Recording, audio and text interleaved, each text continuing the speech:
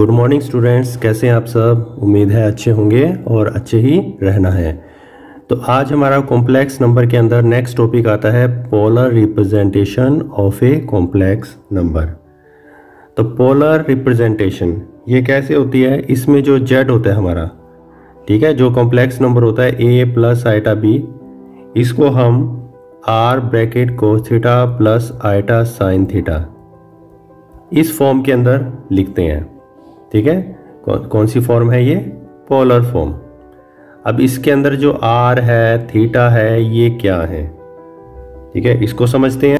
जैसे कि मैंने ये 2 एक्सिस ली, पहली एक्सिस मैंने एक्स एक्सिस ली, दूसरी एक्सिस मैंने वाई एक्सिस, और मैंने यहाँ पर क्या किया, कोई भी पॉइंट लिया P और इसकी वैल्यू है a, b। तो a, b को अगर मैं कॉम्प्लेक्स नंबर की फॉर्म में लिखूं तो a प्लस आइटा b, यहाँ से मैं अगर परपेंडिकुलर ड्रा करता हूँ नीचे की तरफ, तो ये जो वैल्यू होगी a और ये जो वैल्यू होगी हमारी b होगी, और ये जो x एक्सिस के साथ जो एंगल बना रहा है ये थीटा। ठीक है, तो यहाँ पर जो OP है, OP हो गया हमारा r और थीटा क्या हो गया, एंगल। एंगल किसके साथ बना रहा है? x एक्सिस के साथ। अभी जो मैंने स्टार्टिंग में आपको बताया था कि हम जो पोलर फॉर्म है उसको हम लिखते हैं r cos theta plus iota sine theta. तो अब आप समझ सकते हैं कि जो r है, r आपका ये है OP। ठीक है, जो OP है ये क्या है, r, और थीटा जो है वो एंगल है। तो ये हमने एक डायग्राम के जरिए इस चीज़ को समझ लिया। तो z equal to r bracket cos theta plus iota sine theta, इसको जब हम इस फॉर्म में लिखते हैं तो ये बन गई हमारी पोलर फॉर्म, और इसको हम मॉडुलस एम्पलीट्यूड फॉर्म भी कहते हैं। Modulus amplitude form of complex number. ठीक है स्टूडेंट्स, तो आपको यहाँ क्लियर हो गया कि पोलर फॉर्म कैसी होती है, r ब्रैकेट में cos theta plus iota sine theta.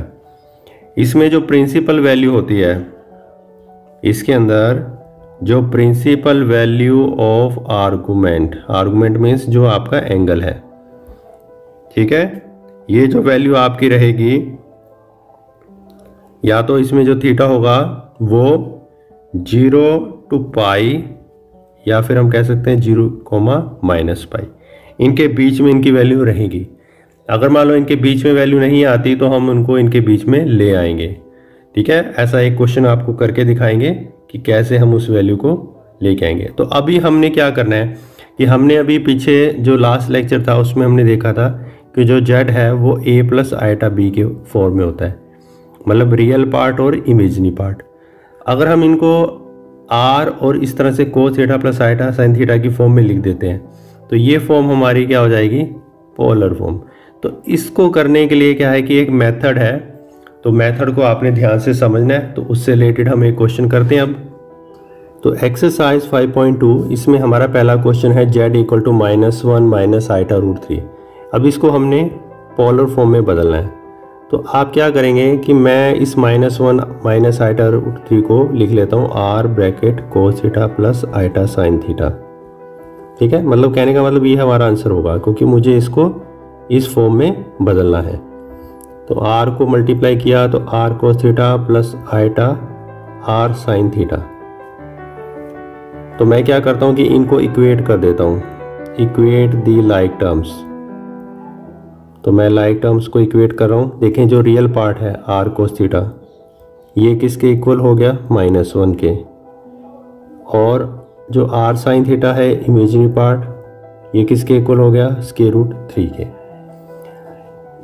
अब क्या करना है कि ये जो सबसे पहले थी, इसको तो इक्वेशन नंबर 1 नाम दिया आपने, इसको आप इक्वेशन नंबर 2 और इसको इक्वेशन नंबर 3। तो मैं सेकंड और थर्ड इक्वेशन को लूँगा। Take squaring and adding equation 1 and 2 we get. तो मैं क्या कर रहा हूँ कि जो इक्वेशन नंबर 1 थी उसको और इक्वेशन नंबर 2 का स्केयर लूँगा। तो इक्वेशन नंबर 1 में क्या था, जो r cos थीटा का स्क्वायर, ये प्लस, क्योंकि मैं एडिंग भी कर रहा हूँ, तो आर साइन थीटा का स्क्वायर ये किसके इक्वल होगा, -1 का स्क्वायर और -√3 का स्क्वायर। तो यहाँ से हो गया r square cos square theta plus r square sine square theta और इक्वल में -1 का स्क्वायर 1 माइनस का स्क्वायर प्लस √3 का 3, यानी कि ये आ गया 4। तो r square common, cos square theta plus sine square theta bracket में रह गया इज इक्वल टू 4। अब हमें पता है कि कोस square theta plus sine square theta 1 होता है, तो आर स्क्वायर की वैल्यू यहाँ पर हमारे पास 4 आ गई। तो r हमेशा पॉजिटिव होता है, तो r इज इक्वल टू √4 2। तो ये हमारे पास r की वैल्यू आ गई। ठीक है, अब जो हमारी सेकंड और थर्ड इक्वेशन थी मैं उनको क्या करता हूँ आपस में डिवाइड कर देता हूँ। नेक्स्ट क्या है कि divide equation third by equation second, we get जो थर्ड इक्वेशन है उसमें क्या है ऊपर r साइन थीटा और जो सेकंड इक्वेशन थी वो थी r कोस थीटा। तो r साइन थीटा की वैल्यू क्या है हमारे पास माइनस के √3 और r कोस थीटा की वैल्यू हमारे पास -1, सो माइनस माइनस कैंसिल √3, इधर r से r cancel, so tangent theta is equal to √3। अब टेंजेंट थीटा की वैल्यू जो √3 आई है तो ये कितने डिग्री पर होता है, you know very well, theta is 60 degree, तो 60 डिग्री मीन्स π/3। तो स्टूडेंट थीटा की जो वैल्यू है वो π/3 आ गई। ठीक है, तो अभी हमें क्या करना है कि पहले तो हमें इसका जो साइन है वो साइन देखना है कि वो कौन से क्वाड्रेंट में होगा। अगर मैं सेकंड इक्वेशन की बात करूं तो उसमें जो r कोस थीटा है तो r कोस थीटा की वैल्यू जो है वो -1 और थर्ड में r साइन थीटा की वैल्यू जो है वो -√3। तो यानी कि कोस की वैल्यू नेगेटिव आएगी। तो कोस नेगेटिव कौन कौन से क्वाड्रेंट में होता है, कोस नेगेटिव कौन कौन से क्वाड्रेंट में होता है, सेकंड में और थर्ड में। साइन नेगेटिव कौन से क्वाड्रेंट में होता है, क्योंकि यहाँ देखिए साइन थीटा जो है -√3 है, तो साइन नेगेटिव होता है थर्ड में और फोर्थ में। तो दोनों में जो कॉमन आ गया थर्ड क्वाड्रेंट। तो क्वाड्रेंट की बात करें तो 0, π/2, π, 3π/2 एंड 2π इस तरह से होता है। तो मुझे इसको थर्ड क्वाड्रेंट में लेके आना है। जो मेरे पास एंगल थीटा π/3 है इसे मुझे थर्ड क्वाड्रेंट में लेके आना है। थर्ड क्वाड्रेंट में लेके आने के लिए हम क्या करते हैं कि पाई में थीटा को प्लस करते हैं। तो मैं यहाँ पर पाई में π/3 को प्लस किया तो 4π/3 आ गया। तो थीटा की वैल्यू आ गई 4π/3। अब लेकिन जो हम इसमें प्रिंसिपल आर्गुमेंट हम क्या निकाल लेंगे इसमें पहले, प्रिंसिपल आर्गुमेंट। तो प्रिंसिपल आर्गुमेंट की जो वैल्यू होती है वो -π और पाई के बीच में। तो ये जो 4π/3 है क्या -π और पाई के बीच में आ रहा है, नहीं आ रहा। ठीक है, अगर आप देखें कि 4π/3 तो पाई से बड़ा हो गया। तो जब भी ऐसी सिचुएशन आए कि अगर whenever argument greater than pi, अब ये जो वैल्यू आई है ये क्या है, पाई से ग्रेटर है। Whenever argument greater than pi then we subtract 2π from it to get the principal argument. ये लाइन ध्यान में रखनी है, ये पॉइंट आपको याद रखना पड़ेगा। देखें, अगर आपकी वैल्यू -π और पाई के बीच में आती है तब तो कोई बात नहीं, जस्ट वो आपका प्रिंसिपल आर्गुमेंट आ गया। अगर पाई से बड़ी आती है तो हम क्या करेंगे कि जो भी वैल्यू है हमारी उसमें से हम क्या करेंगे 2π को माइनस कर देंगे। तो यहाँ पर क्या करना पड़ेगा हमें 4π/3 में से 2π को माइनस करना पड़ेगा। तो प्रिंसिपल आर्गुमेंट क्या आएगा यहाँ पर, 4π/3 में से 2π को माइनस करेंगे तो 3 4π - 6π तो -2π/3। ये क्या आ गया हमारा प्रिंसिपल आर्गुमेंट। ठीक है, तो प्रिंसिपल आर्गुमेंट हमने निकाल लिया और आर की वैल्यू क्या आई थी 2। तो हमें क्या करना है, इसको पोलर फॉर्म में लिखना है।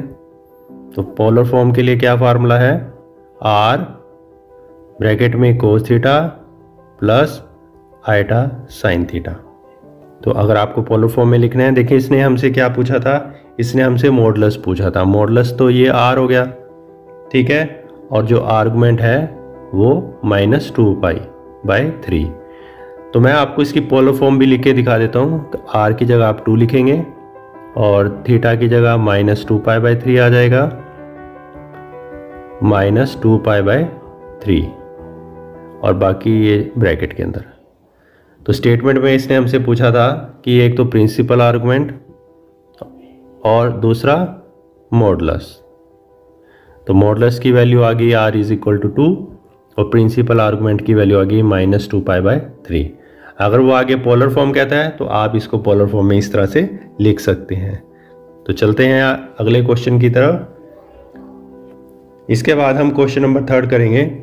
इसमें हमें कह रहा है कि कन्वर्ट 1 - आइटा इन दी पोलर फॉर्म। इस पूरी एक्सरसाइज के अंदर आपको यही क्वेश्चन मिलेंगे, या तो प्रिंसिपल आर्गुमेंट पूछेगा, ठीक है, मॉडुलस पूछेगा, और या फिर वो कहेगा कि इसको पोलर फॉर्म में लिख के दिखाओ। तो सब में एक ही तरह का मेथड लगेगा। तो हम 1-2 क्वेश्चन और कर लेंगे। तो पहले आप इस क्वेश्चन को देखें। तो 1 - आयोटा,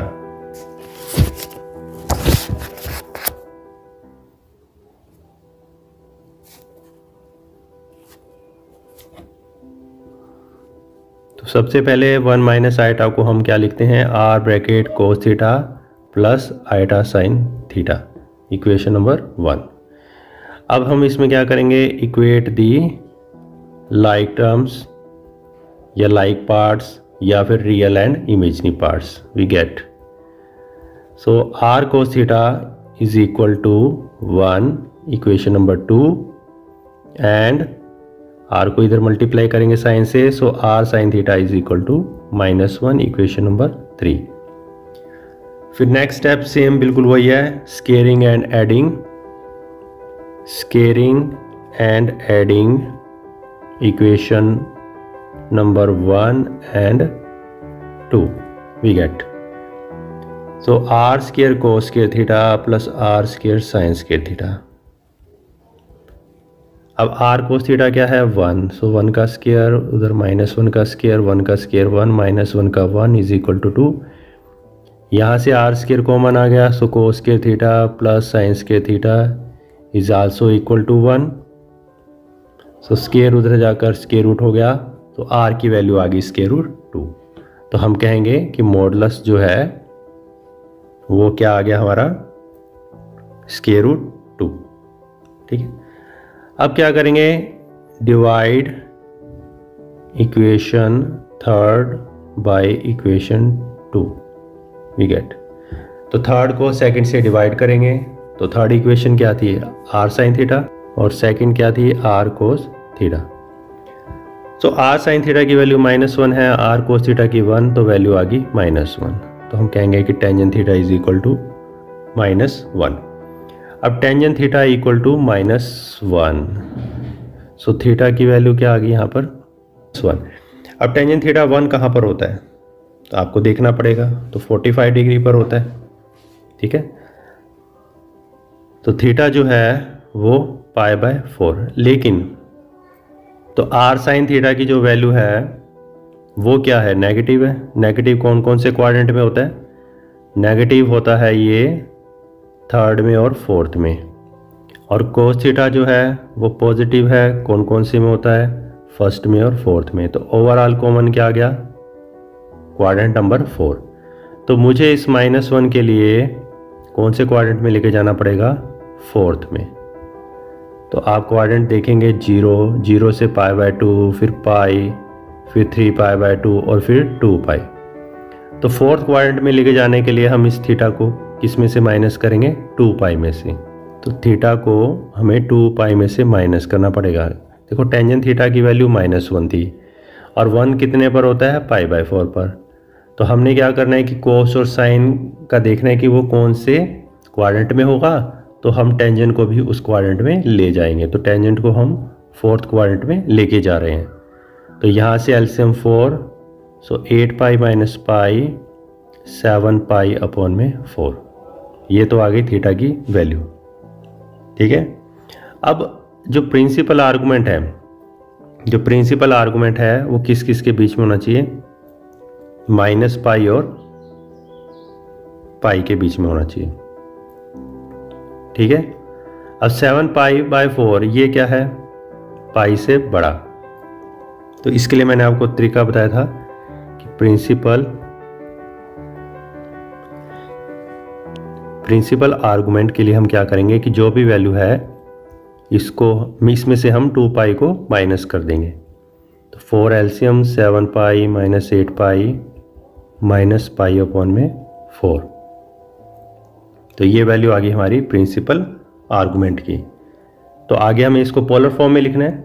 तो पोलर फॉर्म के लिए r cos theta plus iota sine theta. तो आर की वैल्यू यहाँ पर स्क्वायर रूट 2 है, cos theta minus pi by 4, iota sine theta क्या है माइनस पाई बाय 4। तो ये हमने इसकी जो पोलर फॉर्म है वो निकाल ली। तो हमने क्वेश्चन नंबर 3 किया।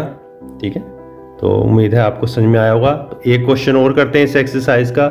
ऑलमोस्ट सारे क्वेश्चन इसके एक जैसे ही हैं। जो नेक्स्ट है हम क्वेश्चन नंबर 7 करेंगे, z equal to √3 plus iota.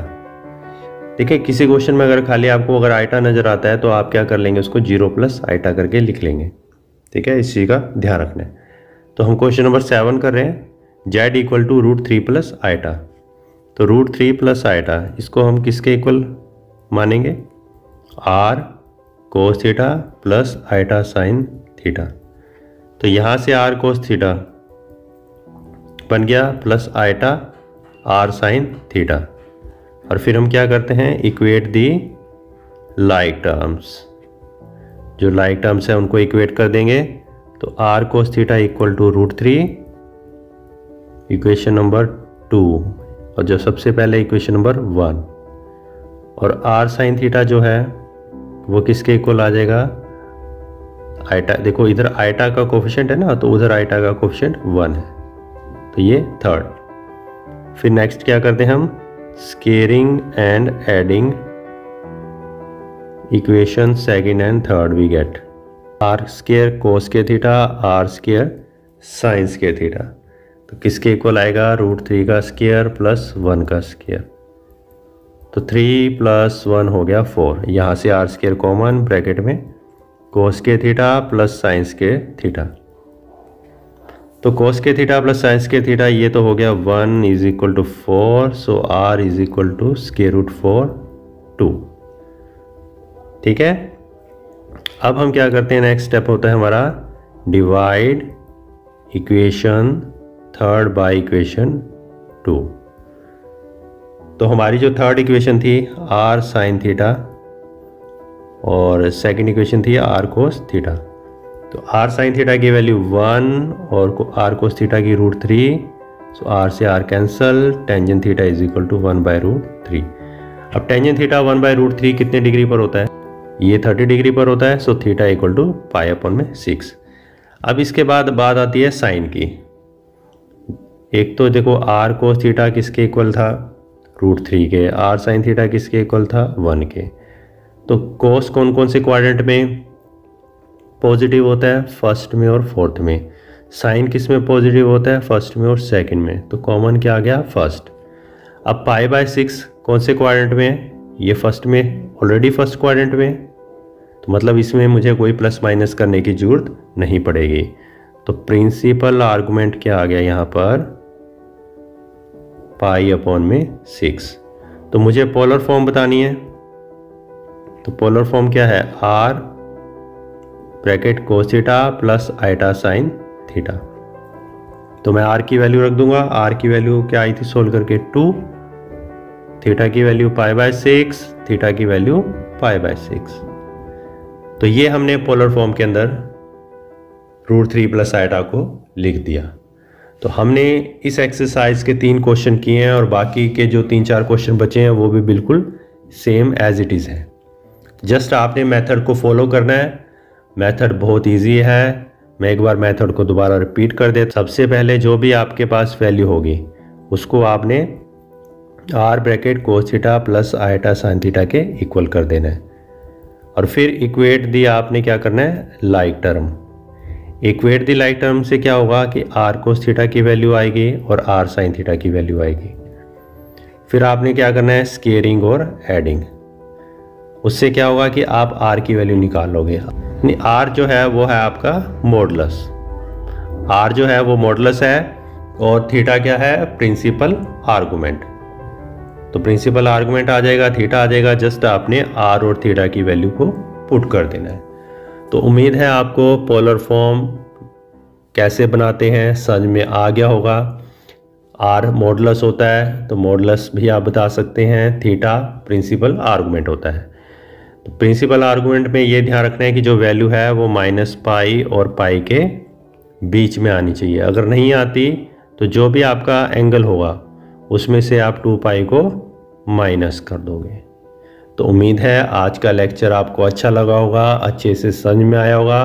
तो खूब प्रैक्टिस करें, खूब मेहनत करें, माता पिता का नाम रोशन करें और वीडियो को ज़्यादा से ज़्यादा व्हाट्सएप पर, फेसबुक पर ज़्यादा से ज़्यादा शेयर करें। जितना शेयर करेंगे तो दूसरों को इसका पूरा फ़ायदा मिल सकता है। जय माता दी।